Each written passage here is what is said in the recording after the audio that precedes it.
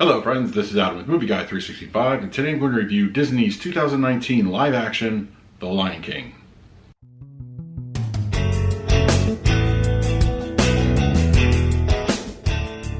If you're new to the channel, please hit the like button, subscribe, hit that bell notification to put out videos daily. You can also find me over Twitter and Instagram at Movie Guy 365. Okay, Disney's 2019 live action, The Lion King, directed by Jon Favreau, starring Donald Glover as Simba, has hit theaters.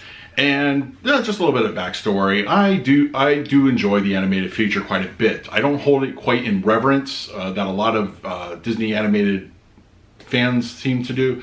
I wouldn't even say it's in my top 10 of all time Disney films, but I do enjoy it. I think the animation is great. I think the voice talent is awesome. Now, how did I feel about going? I mean, we got all these Disney remakes going in, so this is like the third one in a year for Disney. And it's just kind of hit or miss at this point. I felt Dumbo was a missed opportunity. Aladdin fared fairly better except for the climax. And I think The Lion King, pretty much if you've seen the animated film, you have seen this. That's really one of my biggest complaints about the live action film. It's too close to the original. It's literally, the opening number is almost shot for shot of the original, and the rest of the movie doesn't fare much better after that. It's kind of, runs at a good pace, but I don't feel like there was enough originality to kind of separate it and put it on its own 2 feet. I think really it's a beautiful animation. It's beautiful, there's a great live element to it, and the voice acting for the most part really works. I think in some instances a lot more than the animated feature. For instance, I never bought Matthew Broderick as Simba. I felt you go from James Earl Jones to Matthew Broderick, it's a significant step down. Donald Glover, much better. Still not quite what I would picture Simba, but it's as close I think as we're going to absolutely get. I felt he brought a good gravitas towards Simba and a painful, just remorse and sorrow to his character, and that really translated well. When he gets to the final confrontation, you really believe what he was feeling, and it was a good performance overall. I loved Billy Eichner as Timon. I thought he was excellent. I think, unfortunately, I think Seth Rogen's kind of overdone at this point. His Pumbaa kind of took me out of the role a little bit, because I just kept thinking it's Seth Rogen. It just felt, he's kind of done a lot of voice work, and this is just another one for him. James Earl Jones returns as Mufasa, awesome. And Chiwetel Ejiofor as Scar. I'm sorry, he was okay, but I think Jeremy Irons was Scar.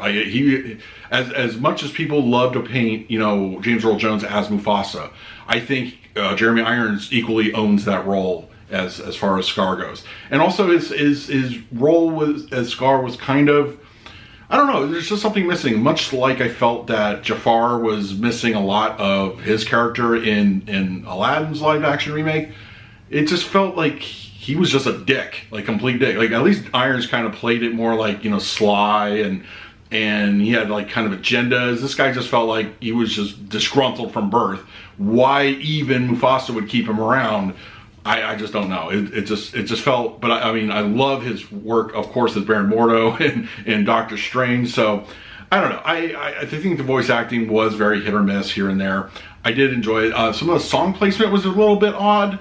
I wasn't once again poor Scar's performance of Be Prepared was more spoken word. There was very little actual singing in that, and it was kind of a weird transition.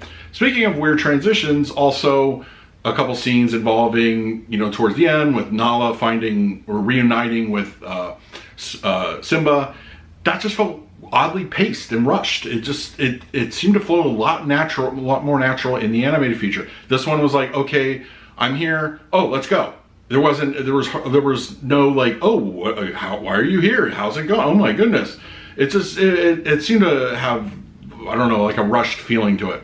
Also, the music choice when Simba is moving back towards Pride Rock, very strange to me. I believe it was a Beyonce song. I guess they had her on contract, so let's crank out as many songs as we can from her. It just was weird. I like the orchestral transition from the animated feature. This one was like, oh, they're singing. Why? It's kind of like it's in I don't know. I may have to rewatch it and see, but it just felt like an odd choice there. Overall, I did enjoy the film. I don't like using the words, was it a necessary movie? No, technically no movie is necessary. But I think there weren't enough risks or original branching out to kind of make it stand on its own. It was too similar, way too similar to the animated feature. Look, all this stuff derives from Hamlet anyway, so it's all kind of, you're all copying off that at any rate. But at least if you're trying to do something with the animated aspect of it, branch out a little bit more, take some more risks. I feel Aladdin did it fairly well. Dumbo did it in spades completely, almost to the point where it was almost unrecognizable as a Dumbo movie. But Lion King just played it way too safe. And I know Jon Favreau is an exceptionally talented filmmaker, and I felt this was a little too paint by numbers. Trying out technology, seeing how far we can go, that kind of thing. It just reminded me of those fan edits that people do to original movies. Like, look, I can improve the CGI, I can improve the animation. It felt too much like that. It was a 2-hour, let's do that.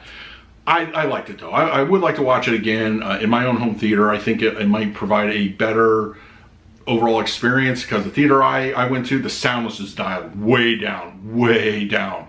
I don't know why. That was just an odd thing for me.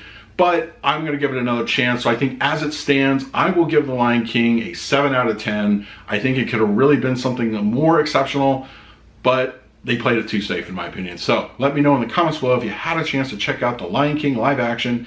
Let me know. And in the meantime, please like, subscribe, hit that bell notification. I put out videos every single day. So until next time, this is Adam with Movie Guy 365. I will see you at the movies.